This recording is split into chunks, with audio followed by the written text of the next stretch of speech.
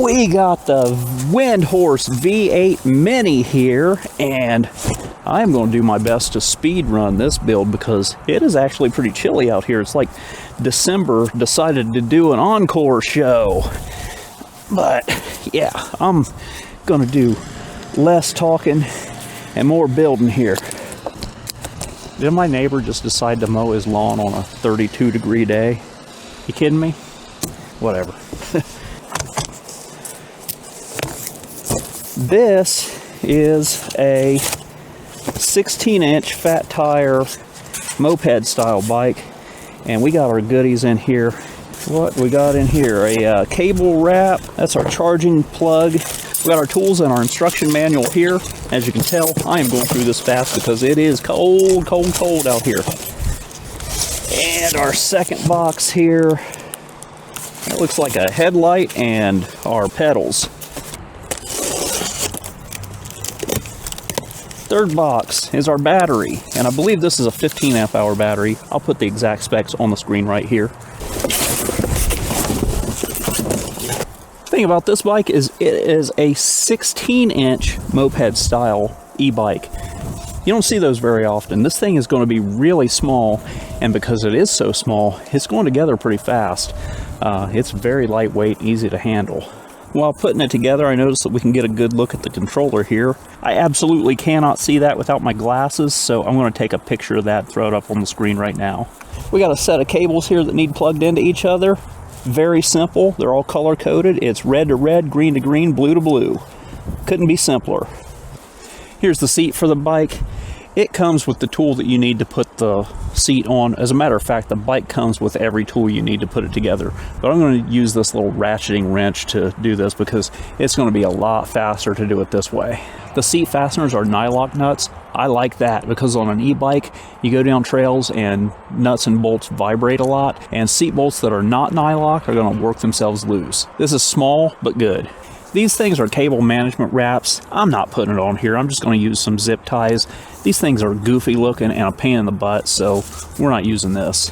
All right, here she is all put together, and I think I got that together in record time, though the temperature might have something to do with that. Cold is a hell of a motivator to make you work fast, but just look at this little beast.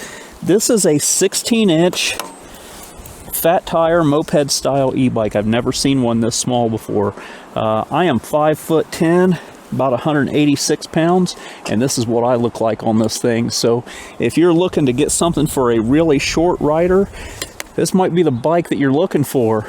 Anyway, it's way too cold to take it for a ride right now, so I'm going to take it inside, get the battery charged up, wait for a warm day, then we're going to take it out for a ride and see how she performs.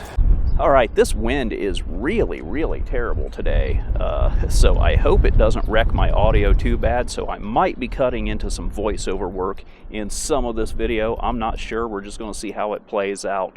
But I've got this bike unlocked. It comes out of the box locked to 20 miles per hour.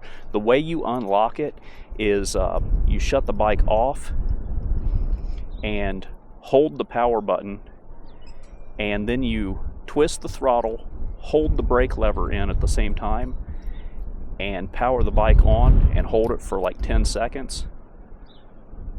And that's going to toggle it between lock and unlock mode. So now I should have it locked back to 20 miles per hour. Let's give that a look and see. Got to put it up in assist level 3. There are 3 levels of pedal assist. And yeah, that's got us locked at 20 miles per hour. I'm going to go back and unlock it now. So twist the throttle, hold the brake, push the power button. Hold all 3 for like 10 seconds.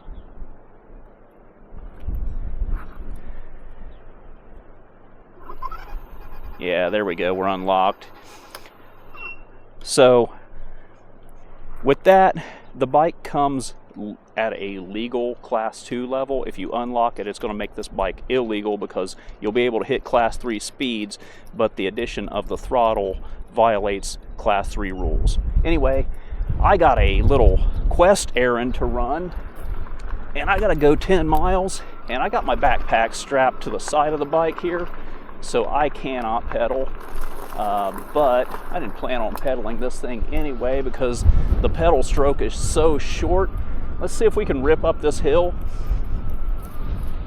Oh, we cannot. This is a 750 watt motor, and that's a very steep hill, so I weigh about 186, 187 pounds, so a 750 watt motor for me is not the strongest. But once we get over here on flat ground, we're going to test it out, see how it goes down the trail. Because I can't get a decent pedal stroke on this bike, I'm just going to go all throttle the entire time. This bike, it's so small that I'm just going to ride it like a small motorcycle anyway. So we're going to do our top speed test. This is with the bike unlocked. Let me turn on GPS so that we can get an idea. Let's take a look at GPS on the phone so we can test the speedometer accuracy. Here we go. Throttle only, pedal assist level 3, bike unlocked.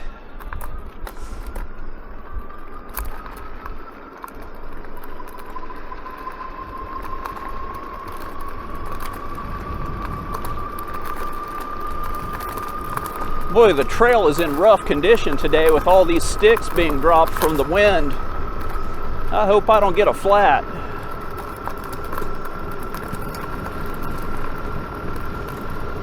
Okay, so it looks like with my weight, it's capping out at about 25 miles per hour. So really, I guess if you want to unlock the bike to get that extra 5 miles per hour, you can. But I don't really know that it'd be worth it. It looks like 23, 24 on GPS.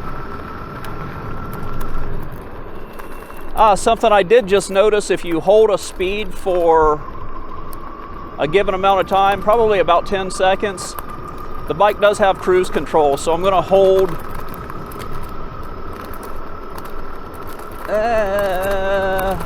we're going to hold this 25 for like 10 seconds. Let off the throttle. Now it should be cruising along on its own. Yep, it sure is. So with our top speed test out of the way, the only thing I can do now is test our range. I got to go 10 miles to run a little errand, so I'm going to do that, and then I got to make it 10 miles back. I'm going to do this in level 2, and we're going to do this ride at 15 miles per hour, which is pretty good speed for trail riding anyway. But I'm basically just going to set the cruise control and cruise. This bike is really cushy as far as the ride goes. It's got front suspension, it's got rear suspension, and it's got these cushy fat tires to absorb all of the bumps and dips that I hit along the way. So it does a pretty good job with that. We got a hill coming up here. I'm going to test this out on this hill. This is not a very steep hill at all, not like the one that I tested back there. It should carry me up this hill without any problems. But here we go, from a dead stop, I'll go back up into level 3. Again, it's only got 3 levels of pedal assist, but here we go, throttle only. I weigh 186, 187, somewhere in that range.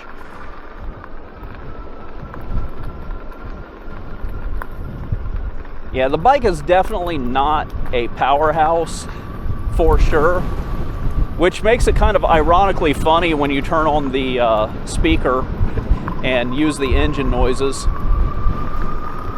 But it did carry me up that hill, no problem.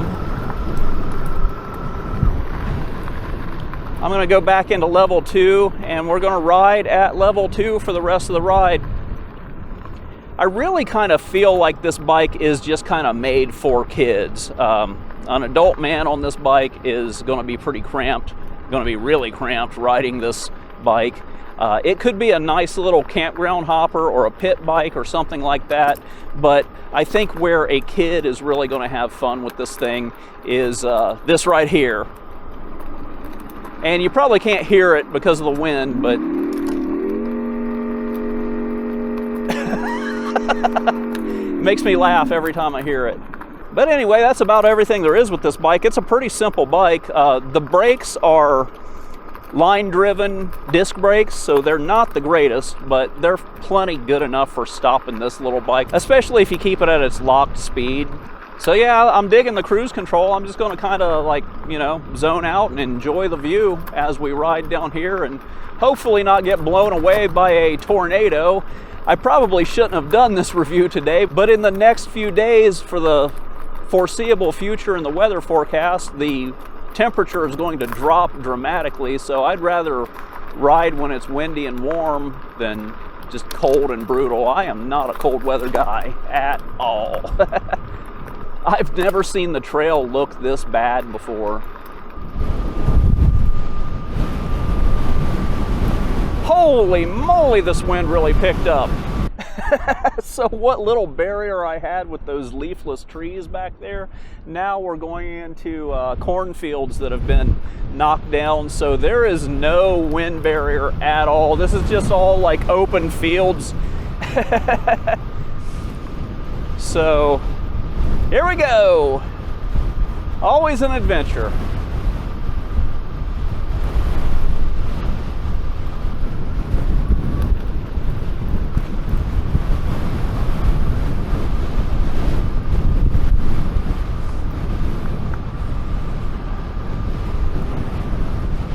I am going straight into a headwind with this, and I'll tell you, this bike is kind of struggling. Oh my goodness.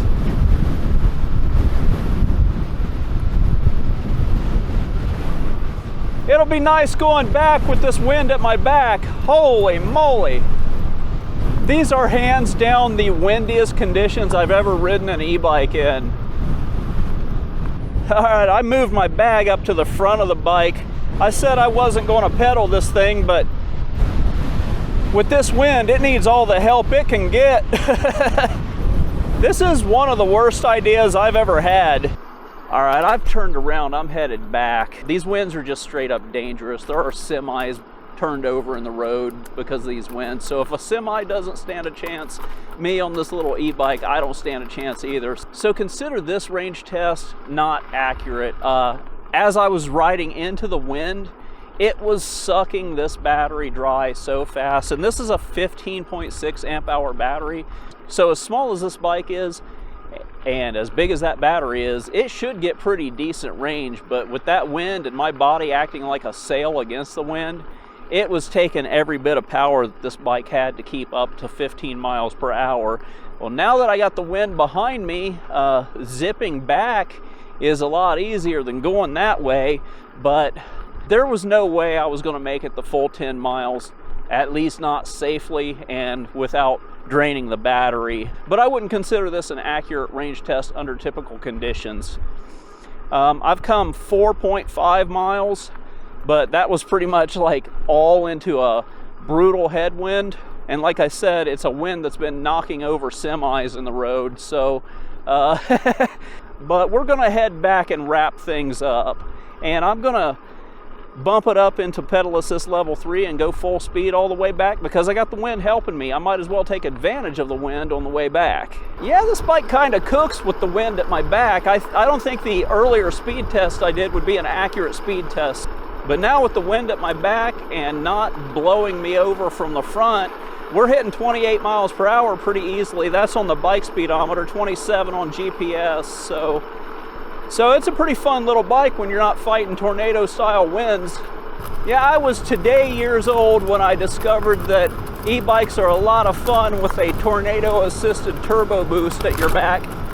Okay, so the wind came in here and just completely wrecked my audio. But what I say here is that I went 8.3 miles, and it took about half the battery life out of this battery to do that. Now, that is keeping in mind that I was facing brutal headwinds for the first half of the ride, and I was coming back at full speed in pedal assist level 3 for the ride back. Oh no, I didn't realize it until after the ride, but I picked up a thorn on the trail. Oh well, I'm glad it happened to the front wheel instead of the back wheel because it's a lot easier to change out the inner tube on a front wheel than it is on the back on an e-bike. Okay, so just to give you an idea of what this little e-bike was going through fighting this headwind, I've gone back and gotten in my van to continue the errands that I need to run, and even my van is fighting really hard and struggling in this headwind. So that little bike did a pretty good job, all things considered. To put an end to the day, I met up with Dave from Rolling Shutter Moto, and if you're into mini moto bikes, check out his channel. There will be a link in the description, but here's a shot of the V8 Mini next to his Honda Monkey for size reference.